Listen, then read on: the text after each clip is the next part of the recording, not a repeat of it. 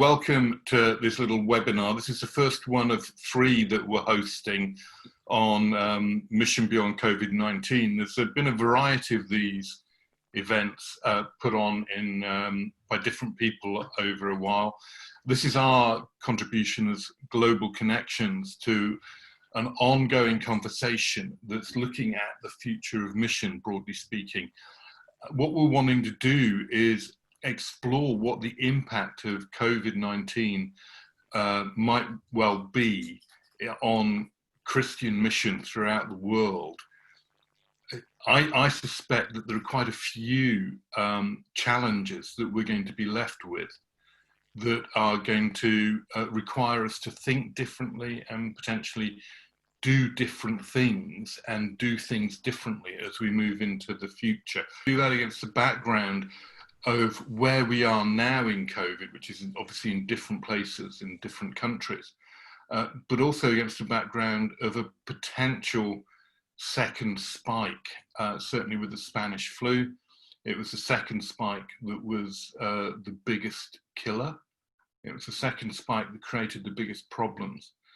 And so we've got that potential just hanging on over us on the horizon. And I think, therefore, it's important that we ask ourselves some very deep questions about who we are and what we do and why we do it. And the way that we've structured these sessions is, the first one is we're calling it what, then what next, and then so what for the third one. And the idea is to start by asking, what is the context that we're living in at the moment? The second, therefore, session would be what next, looking at the potential ways that we can look for the future. And the third one being, so what are the actual hard implications for us? I hope you're going to find it stimulating and interesting. There's a couple of house rules that I want to go over quickly, and then I'll pray and introduce the speakers to you. We're asking that you will try and not use the chat function for private messages between yourselves. And the reason for that is I believe that when at the end of it, we will download the chat. And as hosts, we get the full breadth of chat messages that have been going on. And therefore, if you've been sending little messages to one another, saying that I think this is the most wonderful session I've ever been in, we'll get that. But equally, if you're sending a chat to somebody that says, that Baxter Brown guy is an awful chump, we will also get that. So it's about protecting your own dignity, as well as potentially protecting my dignity, that we're asking you not to use the chat function for private messages. We will have breakout rooms later on, and what would be really good for that is if you would, for each room, if somebody would volunteer to take notes of your conversations. We cannot record breakout rooms. And so the only record we'll get is what you decide to tell us. So if somebody would keep notes and then put those in the chat box, we can then have a bit of an understanding of the main points that are coming up in your breakout rooms. And that would be very good. Also questions, if you have questions as the session goes on, please feel free to drop that in the chat box, and we'll try and come back to the questions towards the end when we've got a bit of discussion time amongst the speakers, and we'll try and pick those issues up if you've got some. We've got 3 speakers on each session. Today we have Mike Stroope, who, so I know some of you were at an event that Global Connections did last October at Highley Conference Centre, and Mike was our keynote speaker then. So we've invited Mike back as a sort of long-standing friend now of Global Connections, and he's the author of Transcending Mission, which is a provocative and interesting book. We also have Eddie Arthur. He is now becoming quite a close personal friend as well as a colleague. He's been involved in with Global Connections for a long time. Before that, he was associated with, well, he was the chief executive of Wycliffe in the UK. And he's also now a board member of Global Connections, so I have to behave myself because it'll be fed straight back to the board if I don't. And then we have Hans Walter coming on in from, are you in Germany at the moment, Hans? Yeah. And he is, if I've understood it correctly, he's the head of the sort of European wing of OMF. And so what we've got are the three speakers giving different perspectives on the what of COVID and the impact it's going to have or potentially is having. I'll pray, and then I'm going to hand straight over to Mike to lead us through the first 10 minutes or so. So let's pray together. Father, we are immensely grateful to you for your goodness and for your love, for the calling you've placed upon our lives, for calling us to be your followers. We're even more grateful for Jesus and for the work that he accomplished in the incarnation through his life and ministry, through his death and resurrection and the ascension. And we're grateful that your Spirit is with us even as we meet virtually, and pray that this time will be a blessing to us, that we would be blessed so that we could in turn be a blessing to other people. That there would be encouragements and inspiration for us, challenges, so that we could be better equipped to serve you and to serve an incredibly needy world. So be with us now, we pray, in Jesus' name. So it's my pleasure to welcome Mike to take over the reins for the next few minutes. Great. Thanks, John. It's good to be with you all. I'm speaking from Waco, Texas, USA, and where I teach at Baylor University in the seminary here, and came here after 20 years of living at various places overseas, Sri Lanka, Hong Kong, and then also in the UK. So my part in this discussion is to ask the question, what's happening in the church worldwide, which is really a tough question in that I don't know that any of us know. One, we're not experts, and we're in a sense being shut down. And so what I would like to do is to maybe raise some questions about what I think should be in front of the church worldwide and God's mission worldwide. And so I've come up with 5 questions that I think that for me, as I'm having conversations with colleagues here, as well as people in various places, the questions that keep coming up. And let me share my screen with these questions. So first of all, I think we're asking the question, what is normal these days? I went through a war in Sri Lanka where we were in lockdown and isolated and cut off with no news, and just really a fearful time for my young family at that point who we were serving there. And then I was in northern Iraq during the first Gulf War and saw trauma and death and disease. But I think we're really at something different here, to where we're redefining normal. And the things that I'm seeing at this point is that really, what this is underlying, I think, for all of us, is that life is fragile and it's uncertain. And therefore, as societies and as families and individuals, we're seeing fault lines everywhere. And therefore, how we're seeing we're seeing what was maybe already there and existing, and therefore the disorders and the fragility of life that's always been there, all of a sudden it's like the sheets have been pulled back, and this is the normal. And maybe what we were living in was not the normal.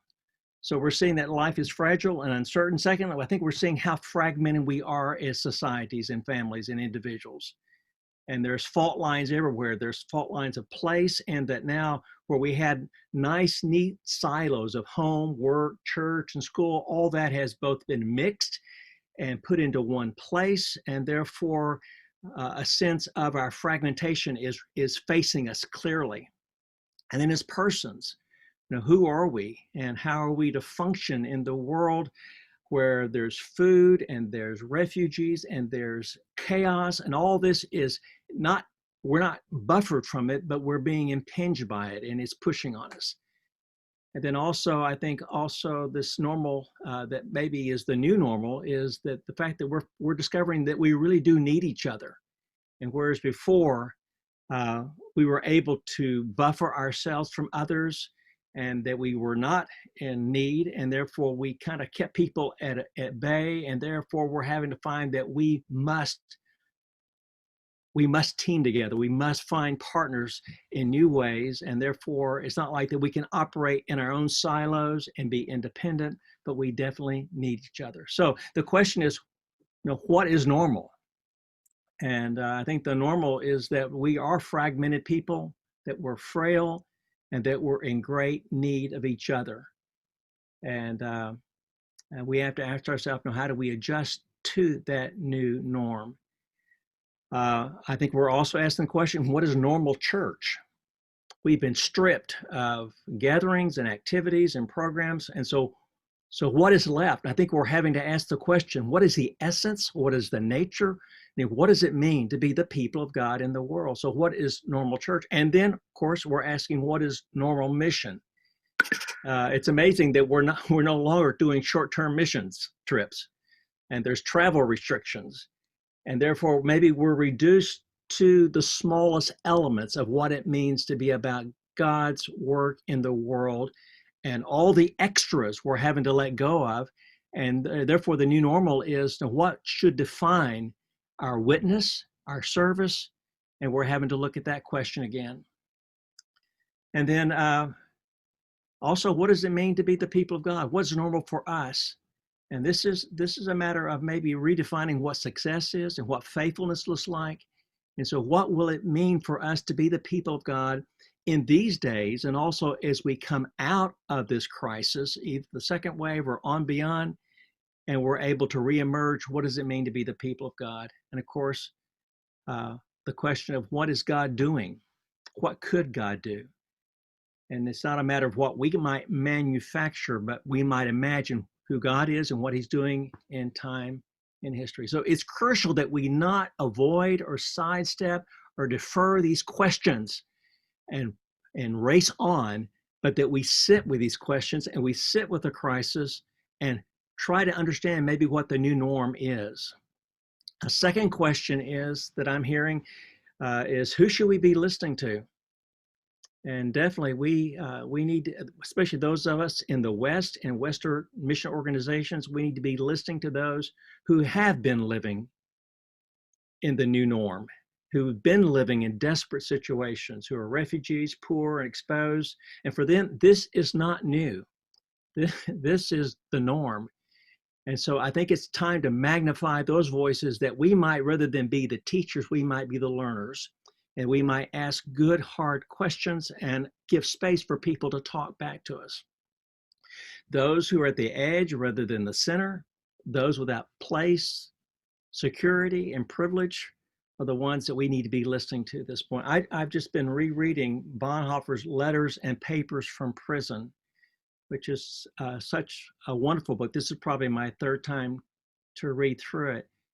But here was a man living in isolation and confinement, and yet those were not empty times for him. He was reading and learning. He wrote letters. He thought, he created, and he was envisioning a new kind of future, a new order. And so we need to be leaning into the day that we have and listening to the voices that are speaking that we could hear from, and to realize that we have much to learn in these days. And this is not just dead time, empty time, crisis time. I think it's a learning time. The third question I think I hear from people is, well, people are asking, should we reinforce who we were, what we've always done? Should we relaunch, or should we pivot? And I opt that we need to be thinking about the third. It's crucial that we not miss the chance to reshape structures, to reorder our lives, and to rethink witness. We better not waste a good crisis and just return to business as usual. That would be such a tragedy.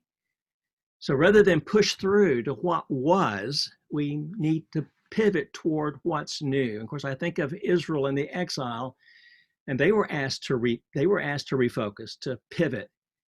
And in some ways they did, in other ways they didn't. I had a student ask me the other day, Dr. Stroope, are we moving to a post-Christian time? Is this crisis pushing us toward a post-Christian era? And my response was, no, I think we're moving toward a repositioned Christianity. Rather than a relaunching or a reinforcing, I think Christianity needs to reposition itself in this time. And what I mean by that is that we need to look for new pathways, new forms of order, and new voices.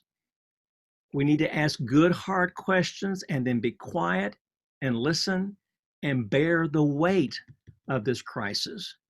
That's repositioning. We need to recount the good, yes, and we need to underline what was worthwhile, but also we need to be willing to embrace new patterns and new practices. And then I think we're in a day where we're having to create what I would call new knots of mutuality, fresh alliances. Knots meaning like a square knot, or where we're tying things together, but new knots of mutuality. And this is the day to recreate those new alliances, new understandings, because we need each other.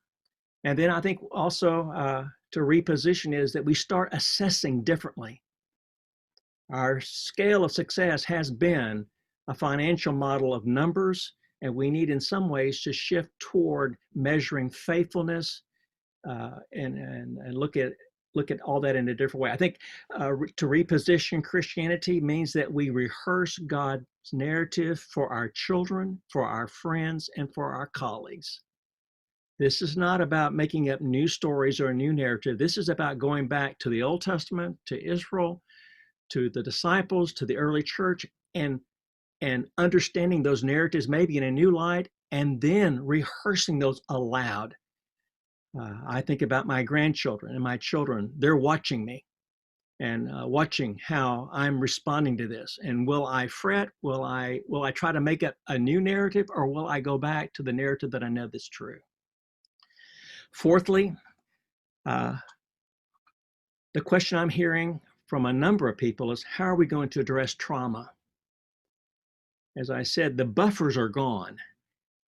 And all of us are being inconvenienced, and many of us are having to suffer for the first time maybe in our lives. We're exposed. And so we've kind of sold Christianity as a religion of prosperity, but where really it's a religion of trauma, of death, of suffering.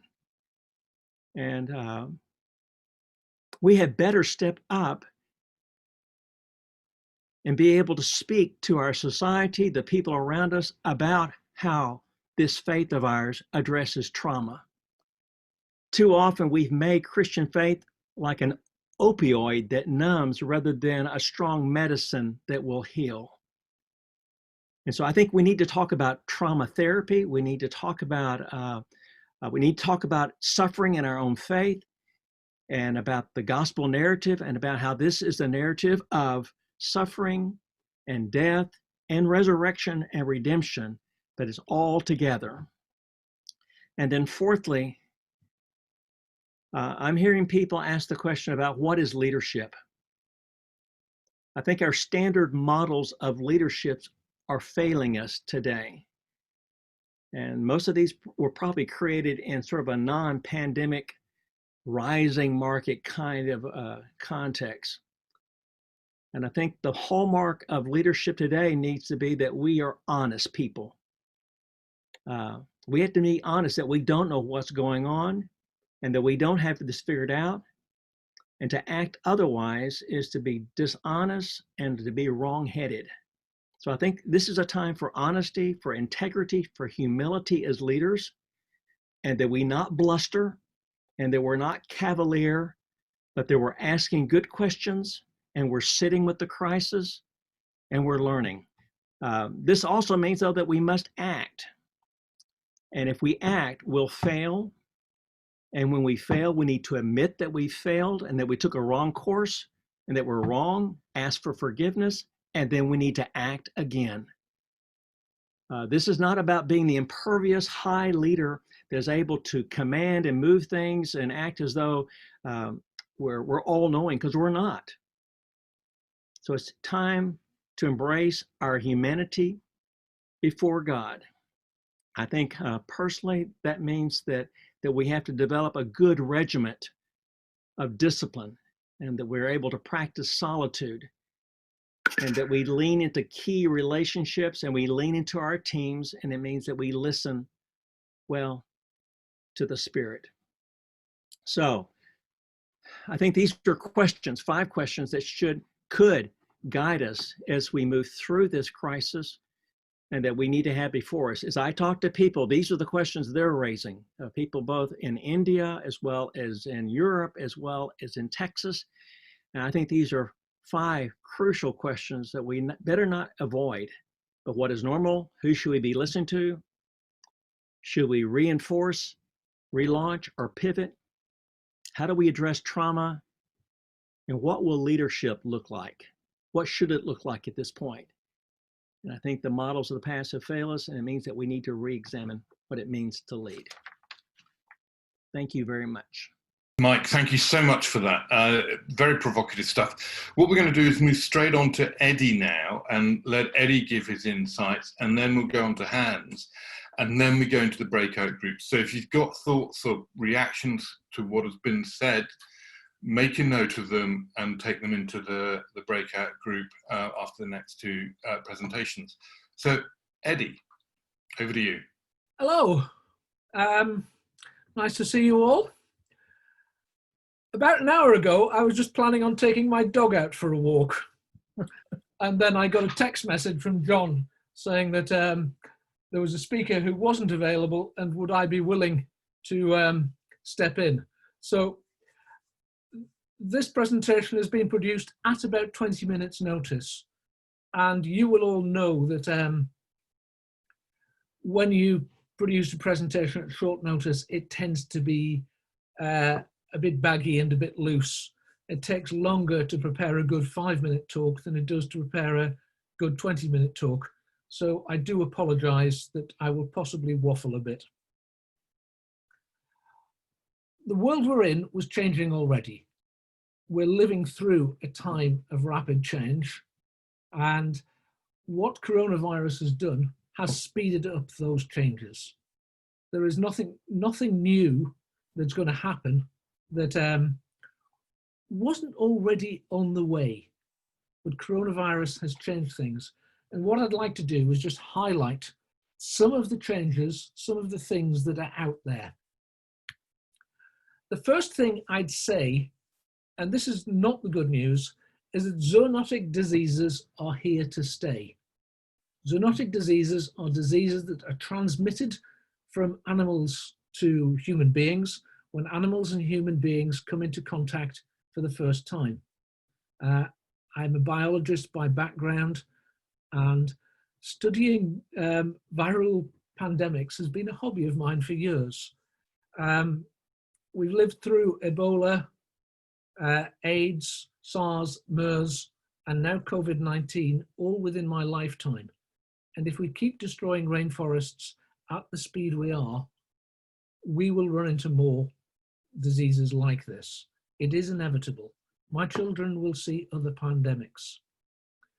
The concern is that we bump into a virus which is as easily transmittable as COVID-19, but as deadly as Ebola. That is just part of the reality of the world we're living in, and as we treat the planet that God has given us in the way that we're treating it. COVID-19 is, above all, a disease which hits the poorest hardest. We see that in the UK and in other Western countries, where it is low-paid workers, people living in substandard housing, who are jammed together, who become more ill, who are more affected and more infected.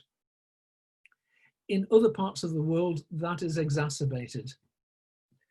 There are many parts of the world in which this is not a problem about a disease. It's a problem about economics and starvation. because of what's happened during lockdown. Lockdown is fine if you have enough money to see you through, if you've got a stock of food from the supermarket, if you've got a garden to sit in. It's not so good if you have to go to the market every day to get food, if you have to work every day to earn some money. This is a massive economic and social problem. And it's setting back the economic development of a number of countries by years, if not by decades. Here in the UK, we're talking about how long it'll take us to pay back all the money that is being spent on this outbreak. In other parts of the world, it's going to be far bigger. Which brings me just to the issue of finance. We are heading for a massive recession. If you just follow the news, you know that that's going to happen. This will inevitably have an impact on traditional mission structures. We have a model of mission, a way of doing mission, which is finance heavy. Involves flying people across the world in large numbers, all sorts of things which cost a lot of money. And the recession that will hit that. But also because it is the poorest who will suffer, and it is the economics of many, I hate the term, but I can't think of another one on my feet, many mission fields. It means that what we perceive as mission will change. The need for social action, the need for support, the need for education will increase. How that will affect mission agencies is another question.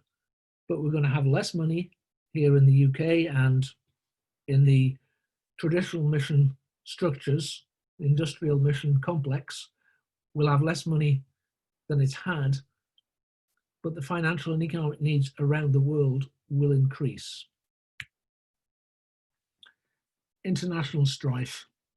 The face-off between China and the United States was growing.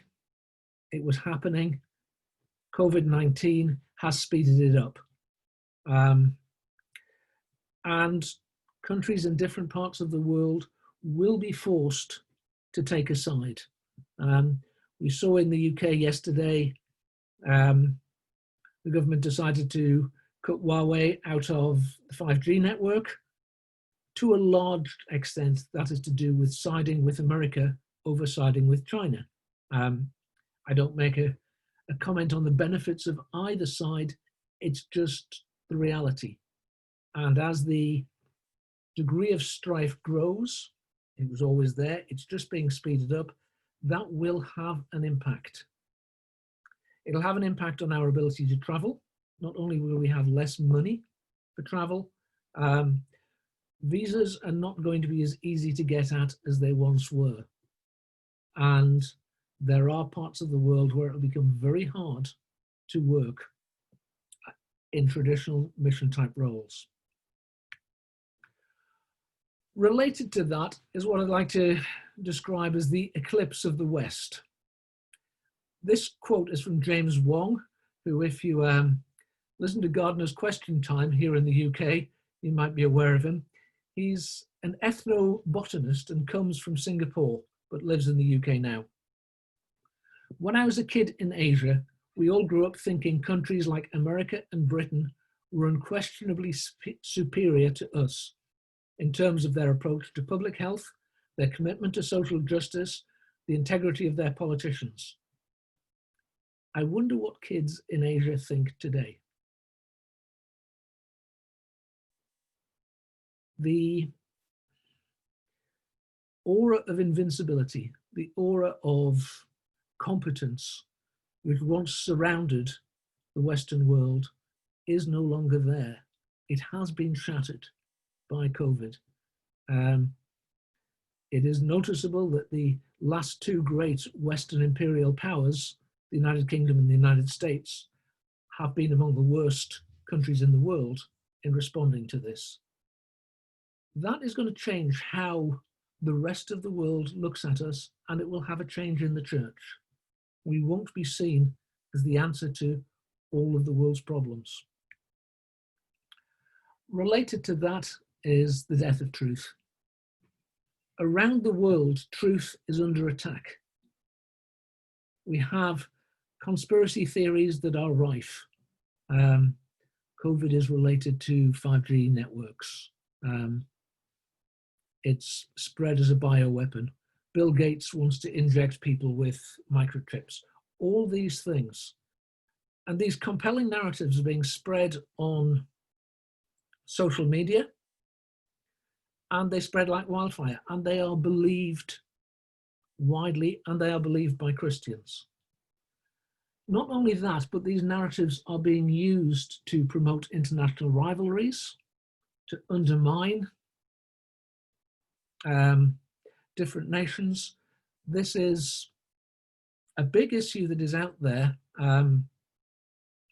I've heard a number of stories from colleagues and friends in Africa about the way in which various proposed cures for COVID-19 show the superiority of Africa over the West, and that is being recaptured. Now, whatever the issue, the fact that these conspiracy theories are being used to increase international rivalry is of a concern. And again, that will have an impact on the way that mission is heard. The pressures on people that push people into being refugees will increase. The growth of poverty around the world, the spread of disease are going to push more and more poor people into the Mediterranean across the US border. But at the same time, borders are getting tighter. The restrictions that have been imposed because of COVID-19 won't all be relaxed. Borders which have been closed may never open again. We have to face up to that. Travel is not going to be what it was, and countries, particularly in the West, are going to have to deal with a far larger influx of migrants and refugees than they have in the past. Some issues which were already on the table, which are going to continue. The shifting center of gravity of Christianity. We all know that the majority of the world church is in Africa, Asia, and Latin America. That will continue, and that will grow. COVID-19 doesn't change that, but many of our mission structures, many of our ways of doing mission from the West hadn't got on board with that yet. We're still just learning that, but it's still out there. We're going to have to deal with climate change. One of my hobbies is listening to agriculture-related podcasts. Farmers in the UK are under no doubt that we are facing climate change because they are out there all day and they are in it. And it is going to affect the people we work with, the people we do mission with, and that's going to continue. So that's just some big picture issues that we have to face, and I'll stop there. Thank you, Eddie. What we have now and what we'll do each week is having a leader from a mission agency respond to some of that and bring their own perspective from that sort of level into this ongoing conversation. So I'm going to hand over to Hans Walter and ask you, Hans, to do your presentation. Yeah, I'm supposed to respond to those two excellent talks just now. And I've also been just invited a day or so earlier to do so because Peter has a back issue, and so he really needed a rest. So I just jumped in. So I love to be with you. I'm seated in Germany, Karlsruhe, close to the Rhine River on the French border. And the question is, how has OMF International responded to the current issues? And I think, first of all, I want to respond to what Michael said, you know, never waste a good crisis. And I believe that COVID-19 is God's gift to us in order to pause and to reflect how we serve in his kingdom. I think we are all called to serve the living God. And there needs to be times where we sit down, we stop and think and reflect. And I just want to point out 3 areas where I feel we need some more reflection on. And I give you a few examples of what OMF International has done. Not to say we are a model organization. We are not. I've been in this organization since 1996. And I can tell you many, many things that are not model-like in this organization. So please don't misunderstand me. I'm not giving you a model. What I'm just doing is I've been asked to just as an example of how an agency is struggling with those issues. Okay? So just that we are not misunderstanding. So I hope this is big enough. If not, just turn out the video and I will pretty much say what I've written here and a little bit of extra. So spiritual and missiological reflections. I think the first questions that we need to reflect on is, have we trusted too much in our own plans, strategies, and programs? I love to speak. And as I stand in front of people, I love to use my voice. I love to use my walking around, telling jokes, being funny. But it's very much that I use my personality to get across my message. And maybe some of those things, some of our strategies, some of our things that were so dear to us have become idols, and the Lord had to take some of them away so that we focus and reflect anew what is where he wants us to be. And for me, the number one point is really a humility towards God. And I've reflected a lot about 2 Corinthians, where Paul talks about he being a minister of the new covenant. So he is criticized for not being eloquent. He's criticized for not being as powerful and all of that. And his response is, it's not about me. It is not about me. And it's not about OMF. And it's not about your church or your mission agency, but it's about the Lord. And the ministry of the new covenant means that we need this transforming power of the Holy Spirit. And that it's the Holy Spirit that is actually doing his work, that is transforming the people. And we need to trust in this and not into our programs. So that's maybe the first questions. The second thing that we really need to reflect on is many workers are gone. From our end, about at the beginning of the crisis, maybe 15%. By now, I assume that maybe 20% are not at their place of service. So 80% of our people are still at their place of service, but it has done something to the local church. So the workers are gone, the churches stay. So what is our role? And I think we really need to an exercise of listening. We need to hear to the local partners. How can we help them to do the ministry? It's not our ministry. It's the ministry of God in this place. And the people that are still there, we need to listen to them. And I think Eddie and as well as Michael have pointed out to this. What has shown in this crisis very much that many local churches have asked our organization to do training. So the people that are gone are normally very heavily still involved, but by doing training because they have been asked for training. And it's incredible how many churches are asking for training for world mission. It's absolutely amazing.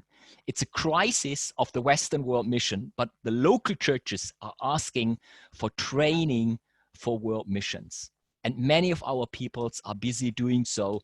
And they're asking for mentors and coaches for intercultural workers that are somewhere in the world, but they need our support. So that's what the churches and the mission agencies, the local mission agencies are asking of us.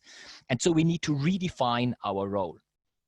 Maybe the third area in the spiritual and missiological reflections, the gospel has traditionally spread via trade, migration, and professional missionaries. And we have very, very much focused on the professional missionary approach. And the question we need to ask is, have we embraced the full orb of kingdom ministries? So I think the accelerated trend of diaspora mission, it's where we see, sorry,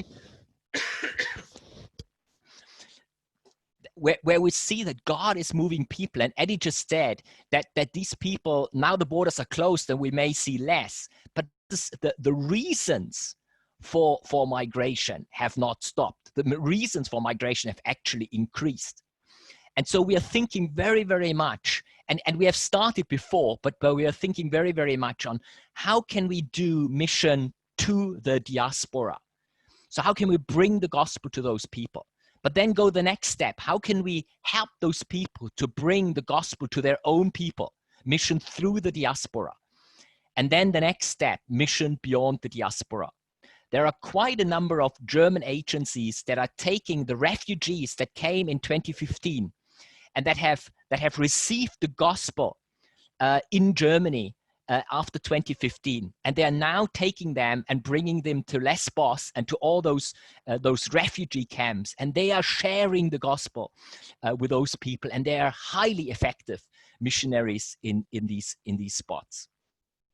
So we have a new emphasis, what we call beyond borders, that every center of OMF is to be involved in the diaspora work towards East Asians in those three aspects. So not just bringing the gospel to them, but using them and even missions beyond the diaspora. Another very accelerated trend, I believe, is the marketplace ministry. We have focused very much on paid missionaries and professional missionaries, and they are not able to go anymore. We have an example of a German lady that is flying by a diplomatic jet into one of those countries that is closed for the gospel right now.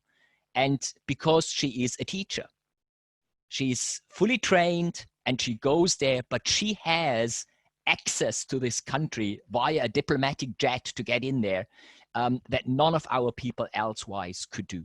So we really need to think much, much more about marketplace ministry of other ways than just the professional missionaries. And then on this aspect, maybe also to strengthen the intercultural and the integral way of doing ministries. And I think Eddie talked a lot about this, so I'm not adding to that. Organizational reflections. What do we do as an organization? And we heard about the VUCA world, and the number one thing in the organization I believe we need is to gain agility. We need to gain agility because the world is changing so fast that we need to be very, very flexible. So the question, are we innovative enough? This is a question that we have put before OMF, and the answer is clearly no. Okay, the answer is clearly no. So we are thinking about fostering innovation. And we're thinking about research and development units in every org unit. Okay, every center, every part is creating his own R&D unit. This is not a full-time post. These are people that are coming together and pick the people that are able to see the vision and then bring them together. But we also felt like we just not just need one department that is doing R&D. We want those units, those small teams in all the org units to be connected into a network and to feed into each other and to cross-pollinate the thinking. And then we very quickly saw that those small units, they create great ideas. But when they come up with those great ideas, somebody says and stands up and says, no, you can't do this because our system doesn't allow it. So that is very, very quickly what happens. And we need to identify leaders that have the clout to, on the one hand, challenge the ideas, but on the other hand, to overcome the log jams. To make a way for these creative ideas. So just to gain agility is something that is difficult in an organization that is 150 years old, is a big organization, and that is something that we really need to work on. So accelerated trends of digitalization, and yes, we need to embrace that, and we could talk a long time over this. You know, digitalization in the organization, how we work together. We are creating a software tool that all our members are have collaboration rooms together. So whoever is interested, this will be something that we are also very happy to share with others. But we are really working on a software tool to help us in collaborating and working together and being more digitalized in this. Mobilization and prayer everywhere. Virtual meetings have sprung up, building virtual communities of support for each other. In training, we just had the second orientation course that we could not hold in Singapore, and we finally decided that we bring it onto digital. So many events, leadership trainings, and all these are going into digital, and I know that you guys are all doing the same.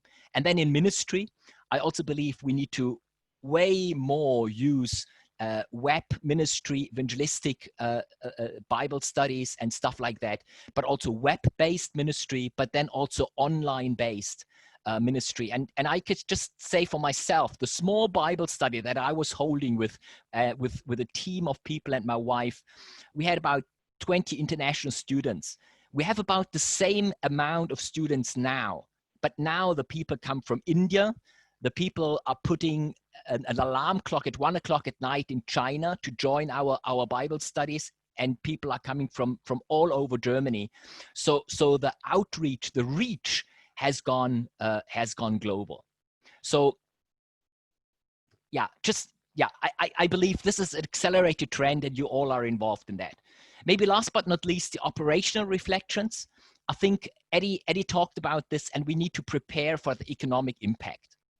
And I think the question is, are we using our resources well? God has given us some resources. Where do we spend those?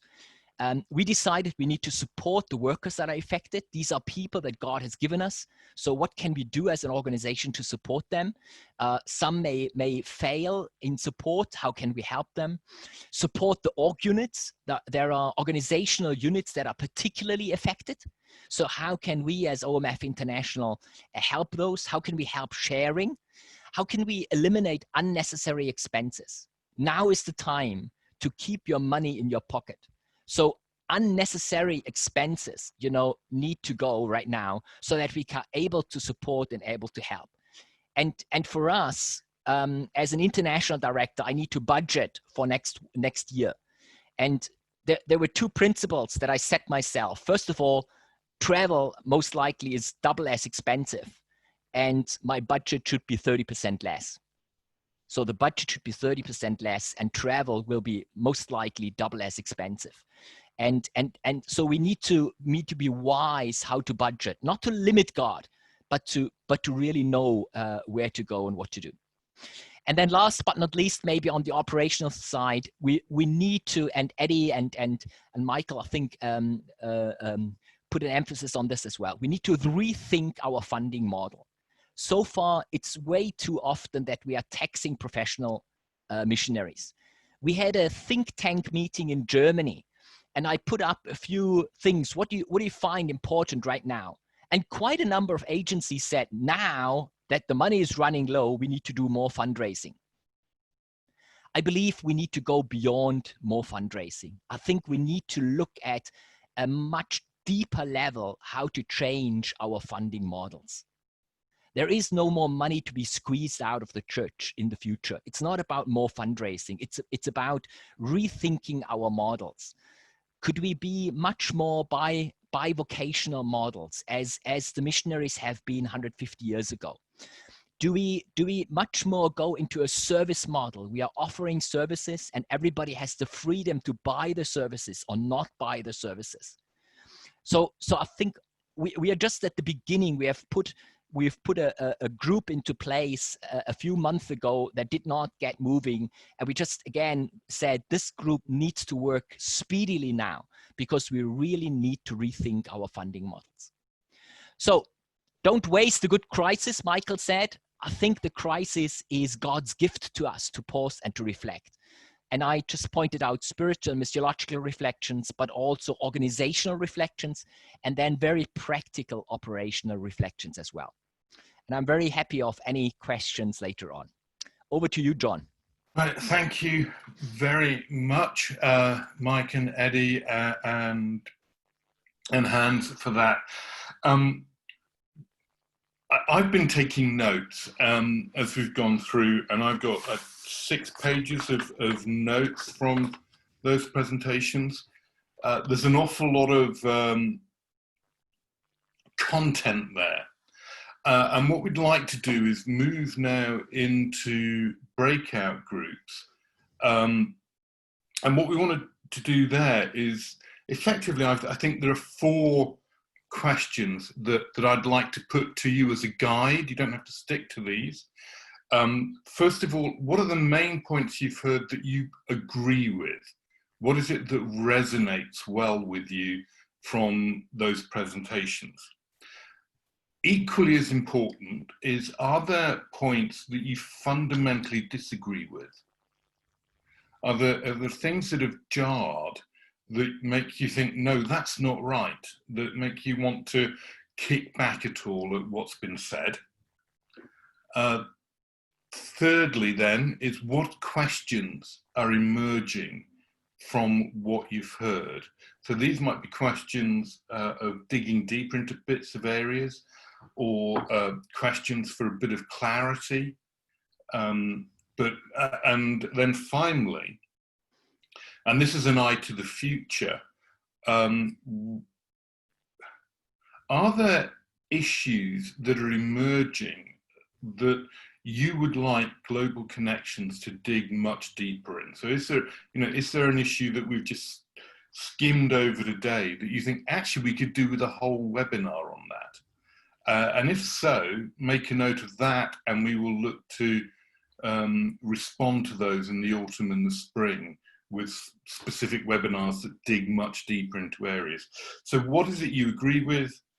What is it that you disagree with?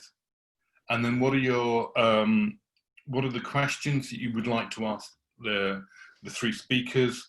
And then where do we need to go deeper as Global Connections to better serve you? You will be randomly assigned into breakout groups by Kate, who's sitting quietly in the background. And there'll be, I don't know, I would like to think we could do that for 15 minutes or so. Groups of about 5 or 6, I think, is what we agreed. So there's enough space for you to, enough time for you to just introduce yourself briefly to the other people who you end up with, and to get them going in conversation. A reminder, if I may, would you please have somebody to take notes so that when you come back to the main session, you can put your notes, just copy them straight into the chat box. So 15-20 minutes. The co-hosts that we've got, Mike, Eddie and Hans, can sign themselves out of a group, but for the rest of you, would you please go into your group, say what you've got to say, because we need to listen to you and hear what you have to say. So thank you very much so far, and then we will have about 15 minutes to sort of wrap up at the end, deal with some of the questions that have arisen and so forth. And then for those who want to stay on beyond 3:30, we will we'll have a time of prayer for those who have the time to stay on a bit longer. Okay, so into your groups, and I hope you find them as stimulating as I found them in the past. And thank you. So as you welcome back, as you're rejoining us again for this final part of it. And as you're popping up on screen, I can see lots of interesting backgrounds behind you, like Claire Hollis has a zebra behind her, and others of you have got bookshelves and so on. So it's one of the things I quite enjoy actually about Zoom, is trying to read people's books on the shelves behind them and see what that reveals about you.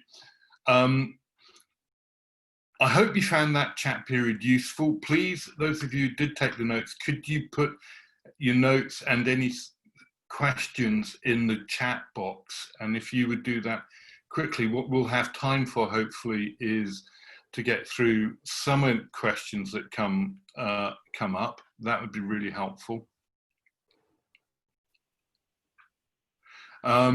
Let's start. There's one from Ian already, listening to non-Western voices. So who are they, and who would you like to recommend there? So one of our speakers want to go. What are the voices that we should be listening to from the non-Western world? Well, I'm sitting here thinking it's maybe not the voices that we've always turned toward, and there's our token voices that we always call on, and it could be that it's those that are the least of these, those who are really in the trenches and suffering, and those who are in the churches and participants, rather than those that are maybe more accessible and those who are more like us. But quite possibly we need people that are very different than us, and people that challenge our perspective, maybe the people that offend us, the people that we need to listen to, rather than those that we agree with, or those who will in some ways give us a pass, or those that will pat us on the back. But maybe we need to be offended in this new time, and to where people maybe are free enough to actually tell us what they think, rather than what they think that we want to hear. And so those are the kind of voices we need to hear, not the ones that will affirm us, the ones that will repeat what we've taught them to say, but those that maybe offend us and that will push back on us. And then we need to hear it and not just push on the pushback. I think I'd answer this in two ways. Firstly, we need to listen to the folks around the world that we work with, assuming that we're working in mission, the partners, the people we collaborate with. We have to listen, but we have to do more than listen. It's not just listening and then moving on and patting them on the back. It is actually listening and actioning what they say, taking their voices into account in our leadership and in our decision making. So it's a very active listening.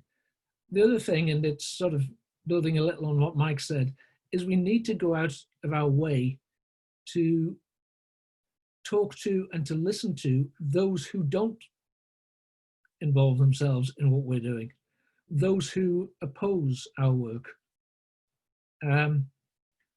If you're working with OMF and there are people in country X who are opposed to OMF, they are among the most important voices for you to listen to, because you need to know why they're not happy with your work. If you just listen to the people who are on the receiving end of the grants that your organization gives, they're going to tell you how wonderful you are. You need to listen to the people who don't want anything to do with your grants and find out why.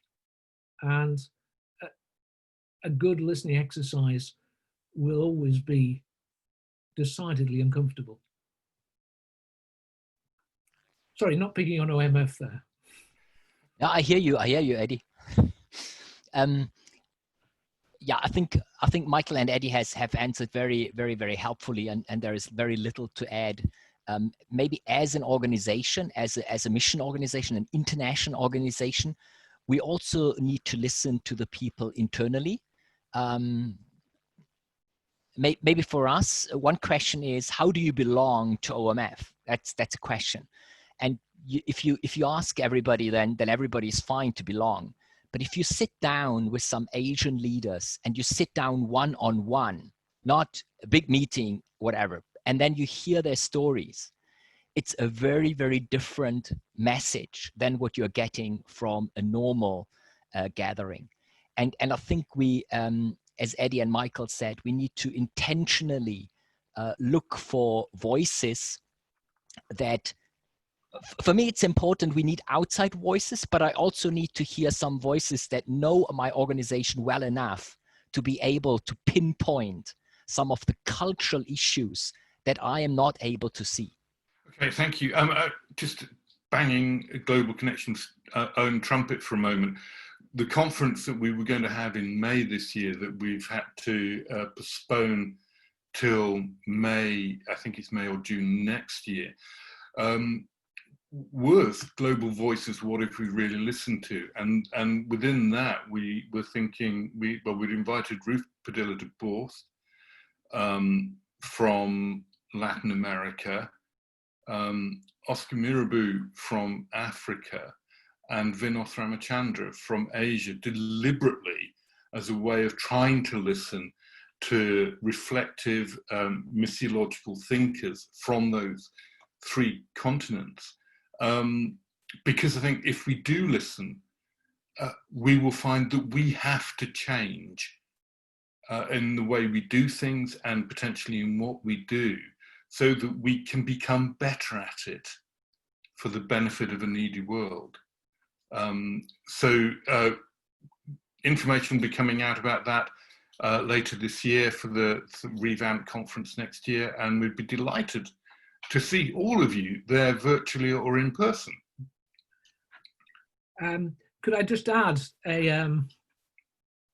basically an advert for my blog, but this morning I just posed a challenge for church leaders. When did you last have someone whose skin was a different colour to yours, or whose first language was different to yours, preach from your pulpit? And I think this challenge of listening goes beyond the professional mission world. But actually, if the church in Britain is to grow and thrive as it could and should, we need to be listening to voices outside of the Anglo-Saxon sphere. Okay, thank you. Another question that's come up a couple of times is about how do we actually do the pivoting that Mike was recommending? What does it look like at a practical, down-to-earth level? So, Mike, since I think you were the one who used the word pivot, do you want to go first again on that? How do we do it at a practical level? Yeah, I'm having this conversation with several people and their organizations, and they're using the language, do we push through or do we pivot?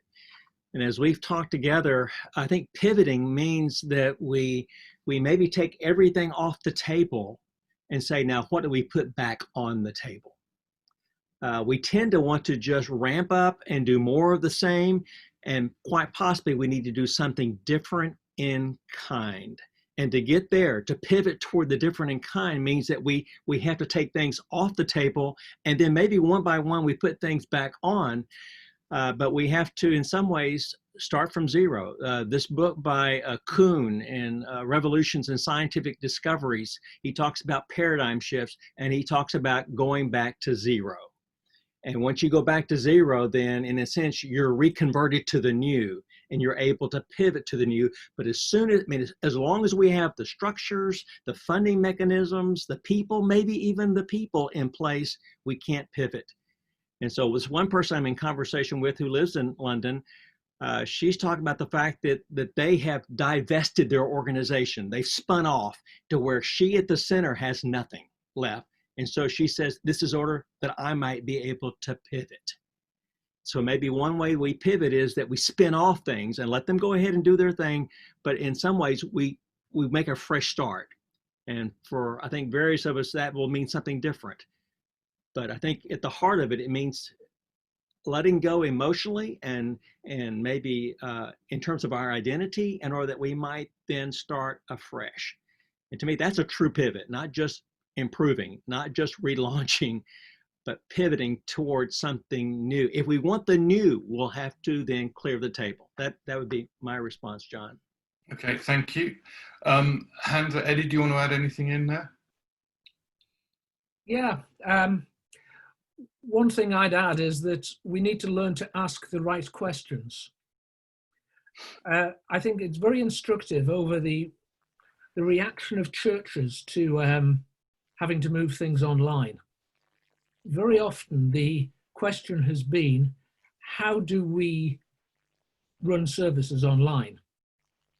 Rather than, how do we be church online? And when you ask the question, how do we do services, you're actually saying that your church is a service. So I think asking the right question, I mean, the answer may end up being similar, but seeing what the right question is. I think the other thing I'd make as a broad generalization is that within the UK, the people who very often have the authority to make things like pivoting happen are the board, and they are very often not in the conversations. And we actually have a bit of a logjam in our structures, in that I don't know how many board members we've got, but most of the people whose names I recognize online are actually execs. And they're going to have to take this conversation to their board and help them to move along before anything can happen. But that is what I'll be talking about in 2 weeks. One of the things, and I'll say more about this in a couple of weeks' time, for us as Global Connections, when lockdown started, our income streams dropped off a cliff, and we were forced to ask some really hard questions, which effectively has meant that we have pivoted. And part of what was involved in that was trying to work with the board. We worked very closely with the board and as closely as we could with the council, as well as working with the staff team and working with our members through a variety of avenues, like questionnaires, one-on-one conversations, all that sort of stuff, to ask what is it that we add to the mix that people couldn't do without, and trying to balance the different voices that we heard. And what we've been forced to do, and we're still working out some of the finer details of this, is to restructure the staff team a bit, because that's the best way of watching our expenditure. But also, we've created a new post, which is to look at diaspora within the UK and within Europe to a lesser extent, to see how can we facilitate that conversation, not how can we lead it or how can we run it, but how can we better facilitate the conversations that are going on for the benefit of the wider Christian community in the country and overseas. But as I say, we'll try and give more details of that in due course as to what that's looked like at a practical level. I have an eye on time. I'm aware that we've hit the 3:30 mark. And so some of you might have to leave. If you need to do that, please just feel free to drop out at your convenience. And I'd like to say thank you for being part of this. What's going to happen next week, next Tuesday, I believe it is, and then the following Tuesday, is not a repeat of this, but the format will be very similar. The speakers will be different, the content will be different, but hopefully it will be of as good a quality, if I dare say this, if not better. And the speakers we've got lined up, I think, will be stimulating. Kang Sang Tang from BMS, Rosalie Ewell is coming on as well for next week. And then Eddie and Sheila Leach the following week, Sheila from FIBA. And we're deliberately trying to give some different voices, not just white middle-aged guys. It's just today, sadly, our first speaker dropped out, so Eddie stepped in at the very last minute. Delighted that Eddie did, but disappointed that Usha had to drop out, because that would have been a different voice again. Let me pray, and then those who can hang on can free to stay around for a bit longer, and those who need to go, feel free to go. So let's pray. Father, thank you for this afternoon. Thank you for the stimulating conversation and presentations. Particularly thank you for the feedback we're getting from the breakout groups that we so appreciate and value. Father, as we reflect on what we've learned and what we've heard today, may we have ears to hear what your Spirit is saying to the church. That anything that isn't from you, isn't full of your grace and truth, we would be able to quietly forget. But the real gems, the real nuggets of your voice speaking to your people would remain, and that your word would therefore burn in our hearts, like on the road to Emmaus and those two disciples, that our hearts would burn with a passion for sharing the beautiful story of Jesus with the world in which we live in the midst of this pandemic and beyond. So we pray for your blessing in the name of the Father and of the Son and of the Holy Spirit. Amen.